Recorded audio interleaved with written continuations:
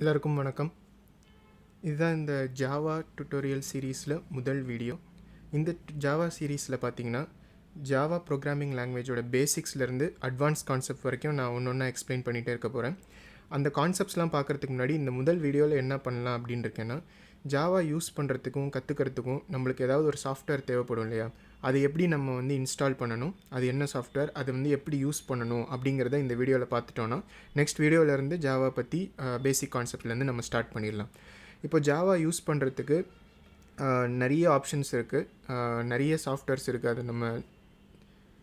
நிறைய சாஃப்ட்வேர்ஸ் இருக்குது நம்ம யூஸ் பண்ணுறதுக்கு. என்னுடைய சஜஷன் பார்த்திங்கன்னா IntelliJ அப்படின்னு வந்து ஒரு IDE இருக்குது.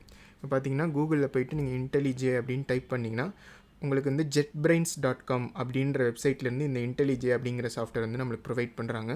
இதை வந்து நீங்கள் டவுன்லோட் பண்ணிக்கோங்க. இப்போ பார்த்தீங்கன்னா நம்மளுக்கு இங்கே டவுன்லோட்னு ஒரு ஆப்ஷன் இருக்குது இல்லையா, அதை நீங்கள் கிளிக் பண்ணிங்கன்னா அந்த டவுன்லோட் பேஜுக்கு போயிடும்.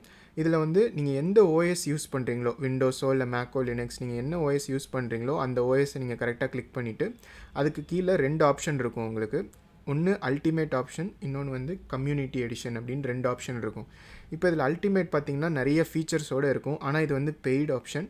இது வந்து 30 டேஸ்க்கு தான் உங்களுக்கு ட்ரையல் இருக்கும். ஸோ நீங்கள் வேணும்னா நீங்கள் பே பண்ணி படிக்கணும் அப்படின்னு நினச்சிங்கன்னா இதை யூஸ் பண்ணிக்கோங்க. பட் நீங்கள் இப்போ தான் பேசிக்காக ஜாவா கற்றுக்குறீங்க அப்படின்னா நம்மளுக்கு வந்து கம்யூனிட்டி எடிஷனே போதும். இது வந்து completely free and open source அப்படின்னு போட்டிருக்காங்க. ஸோ இந்த டவுன்லோட் ஆப்ஷனை கிளிக் பண்ணி இந்த ஐடியை நீங்கள் டவுன்லோட் பண்ணிக்கோங்க. அதுக்கப்புறம் அதை டவுன்லோட் ஆனவுடனே நீங்கள் இன்ஸ்டால் பண்ணிக்கோங்க. இன்ஸ்டால் ஆப்ஷன்ஸ்லாம் வந்து ஜஸ்ட் எதுவுமே நீங்கள் மாற்றாமல் டிஃபால்ட்டாக இருக்கிறதே வச்சுட்டு நெக்ஸ்ட்னு கொடுத்துட்டு நீங்கள் அப்படியே மாற்றிட்டு இன்ஸ்டால் பண்ணிகிட்டே போயிடலாம். ஸோ அதை நீங்கள் இன்ஸ்டால் பண்ணிவிட்டு அந்த சாஃப்ட்வேரை நீங்கள் ஓப்பன் பண்ணிங்க அப்படின்னா உங்களுக்கு இந்த மாதிரி ஒரு விண்டோ வரும். வெல்கம் டு IntelliJ அப்படின்னு போட்டு உங்களுக்கு லெஃப்ட் சைடில் ப்ராஜெக்ட் கஸ்டமைஸ் இந்த மாதிரி வரும். இப்போ இதில் பார்த்தீங்கன்னா ஏற்கனவே நான் 2 ப்ராஜெக்ட் ட்ரை பண்ணியிருக்கேன் இல்லையா. நீங்கள் வந்து ஃபஸ்ட்டு டைம் இதை ஓப்பன் பண்ணிங்க அப்படின்னா உங்களுக்கு இங்கே எதுவுமே வராது. இந்த இடத்துல வந்து ஏதாவது புது ப்ராஜெக்ட் ஓப்பன் பண்ணுறதுக்கான ஆப்ஷன்ஸ் தான் உங்களுக்கு வரும். இப்போது இங்கே மேலே பார்த்தீங்கன்னா நியூ ப்ராஜெக்ட் அப்படின்னு ஒரு ஆப்ஷன் இருக்குது இல்லையா, அதுதான் வந்து நம்ம கிளிக் பண்ணணும். எப்போதுமே நீங்கள் வந்து ஒரு புது ப்ராஜெக்ட்டை நீங்கள் ஸ்டார்ட் பண்ணணும், இல்லை ஏதாவது புதுசாக வந்து ஜாவாவில் ஏதாவது கோட் பண்ணணும் அப்படின்னு நினச்சிங்கன்னா ஒரு புது ப்ராஜெக்ட்டை நீங்கள் க்ரியேட் பண்ணணும்.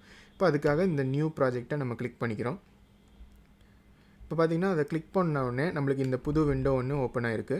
இதில் என்ன ப்ராஜெக்ட் நீங்கள் பண்ண போகிறீங்க அப்படிங்கிறத வந்து நீங்கள் செலக்ட் பண்ணலாம். இப்போ பார்த்தீங்கன்னா நம்ம ஆண்ட்ராய்டு ஆப் டெவலப் பண்ணுறது கூட இதில் ஆப்ஷன் இருக்குது. ஆனால் இப்போ நம்ம வந்து பேசிக் ஜாவா ப்ரோக்ராமிங் தான் கற்றுக்க போகிறோம் அப்படிங்கிறனால ஃபஸ்ட் ஆப்ஷனே நீங்கள் செலக்ட் பண்ணிக்கோங்க. அதுதான் டிஃபால்ட்டாக இருக்கும் உங்களுக்கு ஏற்கனவே. ஸோ இந்த ஜாவா வந்து கிளிக் பண்ணியிருக்கான்னு வந்து செக் பண்ணிக்கோங்க ஒரு வாட்டி. அடுத்து இந்த ப்ராஜெக்ட் SDK அப்படின்னு இருக்க இடத்துல எனக்கு இங்கே வந்து OpenJDK 16 அப்படின்னு ஒரு ஆப்ஷன் இருக்குது இல்லையா.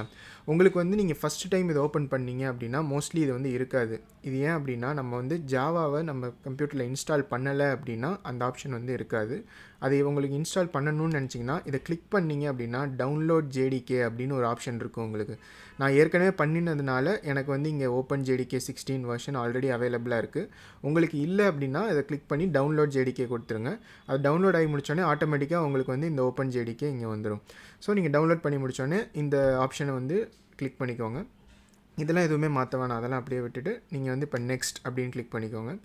இப்போ வந்து நம்மளுக்கு ஒரு ப்ராஜெக்ட் க்ரியேட் பண்ணுறோம் அப்படின்னா எம்டி ப்ராஜெக்டாக க்ரியேட் பண்ணலாம், இல்லைனா ஏற்கனவே ஏதாவது ஒரு டெம்ப்ளேட் இருக்கும் அந்த டெம்ப்ளேட்லேருந்து நம்ம க்ரியேட் பண்ணலாம். இப்போது நம்ம பார்த்திங்கன்னா கமாண்ட் லைன் ஆப் தான் நம்ம பண்ண போகிறோம். அதனால் இந்த க்ரியேட் ப்ராஜெக்ட் ஃப்ரம் டெம்ப்ளேட்டை கிளிக் பண்ணி இந்த கமாண்ட் லைன் ஆப்பை நீங்கள் கிளிக் பண்ணிக்கோங்க. அடுத்து கிளிக் நெக்ஸ்ட் கொடுத்துருங்க. இப்போ பார்த்திங்கன்னா உங்களுக்கு ப்ராஜெக்ட் நேம், லொக்கேஷன் இதை பற்றிலாம் கேட்குது. நான் ஜஸ்ட்டு வந்து ஃபஸ்ட் லெசன் அப்படின்னு நான் வந்து ப்ராஜெக்ட் நேம் கொடுத்துக்கிறேன். உங்களுக்கு ப்ராஜெக்ட் லொக்கேஷன் மாற்றணும்னு நினச்சிங்கன்னா அதை மாற்றிக்கோங்க. நான் வந்து அப்படியே விட்டுறேன் இதை. இப்போ பேஸ் பேக்கேஜ் அப்படின்னு ஒரு ஆப்ஷன் இருக்குது இல்லையா. பேக்கேஜஸ் பற்றிலாம் நம்ம வந்து லேட்டரான ஒரு வீடியோஸில் பார்ப்போம். பட் பேசிக்காக ஒரு பேக்கேஜ் அப்படின்னா என்னென்னா, நம்ம வந்து ஜாவா ப்ரோக்ராம் எழுதும்போது எல்லாமே வந்து ஏதாவது ஒரு பேக்கேஜில் தான் இருக்கும். நீங்கள் எழுதுகிற எல்லா லாஜிக் அண்ட் எல்லா கிளாஸஸ் அண்ட் மெத்தட்ஸ் இதை பற்றிலாம் நம்ம லேட்டராக பார்ப்போம். பட் எல்லாமே வந்து ஒரு பேக்கேஜ்குள்ளே தான் இருக்கணும். அதை தான் வந்து இங்கே பேக்கேஜ் என்ன அப்படின்றத வந்து கேட்குறாங்க. நீங்கள் டிஃப்ரெண்ட் ஜாவா ப்ராஜெக்ட்ஸ்லாம் ஒர்க் பண்ணும்போது டிஃப்ரெண்ட் பேக்கேஜ் நேம்ஸ்லாம் நீங்கள் கொடுக்குற மாதிரி வரும். இப்போ நான் பேசிக்காக இருக்கணும் அப்படிங்கிறதுக்காக என்னோடய யூடியூப் சேனல் நேம் நான் கொடுத்துருக்கேன் CS in தமிழ்னு. நீங்கள் என்ன வேணால் இங்கே கொடுத்துக்கலாம். நான் என்ன பண்ணுறேன் அப்படின்றத ஃபாலோ பண்ணணும்னு நினச்சிங்கன்னா கரெக்டாக இதே நேமே கொடுத்துக்கோங்க. உங்களுக்கு லேட்டராக அதுவும் யூஸ்ஃபுல்லாக இருக்கும். ஸோ ஜஸ்ட்டு இந்த com.cs in தமிழ் அப்படிங்கிறது நீங்கள் கொடுக்குற நேம் தான். இங்கே வந்து நீங்கள் என்ன வேணால் கொடுக்கலாம். ஆனால் ஜாவா ப்ரோக்ராமில் கன்வென்ஷன் படி, அதாவது எல்லாருமே என்ன பண்ணுவாங்க அப்படின்னு பார்த்தீங்கன்னா, அவங்களுடைய வெப்சைட் நேமோ இல்லை கம்பெனி நேமோ இல்லை என்ன நேம் இருக்கோ அதோட டொமைன் நேம் வந்து ரிவர்ஸில் எழுதுவாங்க. அதனால தான் பார்த்தீங்கன்னா இது காம் டாட் அப்படின்னு வந்து அதுக்கப்புறம் நேம் வந்திருக்கு இல்லையா. ஸோ அதே கன்வென்ஷனை வந்து நம்மளும் இங்கே ஃபாலோ பண்ணிக்கலாம்.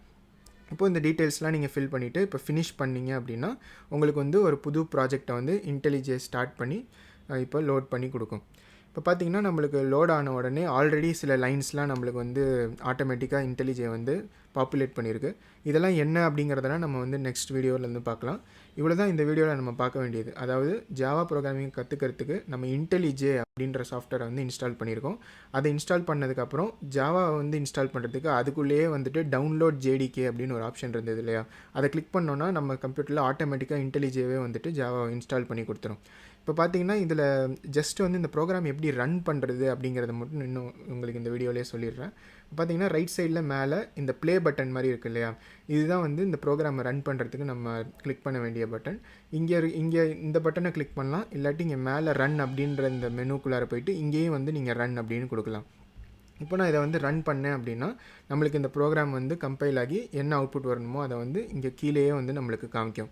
இப்போ நம்ம இந்த ப்ரோக்ராமில் எதுவுமே மாற்றலை, எதுவுமே நம்ம எழுதலை அப்படிங்கிறதுனால நம்மளுக்கு வந்து எந்த அவுட்புட்டுமே வராது, எம்டியாக ஒரு அவுட்புட் வரும். இப்போ பார்த்திங்கன்னா நான் வந்து இந்த ப்ரோக்ராமை ரன் பண்ணதுனால நம்மளுக்கு இங்கே அவுட்புட் காமிக்குது. இப்போ இந்த ப்ரோக்ராம் ரன் பண்ணியிருக்கேன் அப்படின்னு சொல்லுது. அப்புறம் எம்டியாக ஒரு லைன் வந்திருக்கு, ஏன்னா நம்ம வந்து எதையுமே பிரிண்ட் பண்ணல, எதுவுமே பண்ண சொல்லாதனால எம்டி லைன் வந்திருக்கு. அதுக்கப்புறம் ப்ரோக்ராம் வந்து எண்ட் ஆகிடுச்சு. இவ்வளோதான் இந்த வீடியோவில் நான் உங்களுக்கு சொல்ல வந்தது. இந்த சாஃப்ட்வேர் இன்ஸ்டால் பண்ணுறதுலையோ இல்லை ஜாவா ஒர்க் பண்ண வைக்கிறதுலையோ எதுலையாவது உங்களுக்கு சந்தேகங்கள் இருந்ததுன்னா கண்டிப்பாக கமெண்ட்டில் கேளுங்க, உங்களுக்கு நான் ஆன்சர் பண்ணுறேன். ஜாவாவோட பேசிக் கான்செப்ட்லேருந்து நெக்ஸ்ட் வீடியோவில் நம்ம ஸ்டார்ட் பண்ணிடலாம். நெக்ஸ்ட் வீடியோவில் உங்களை பார்க்குறேன். பை.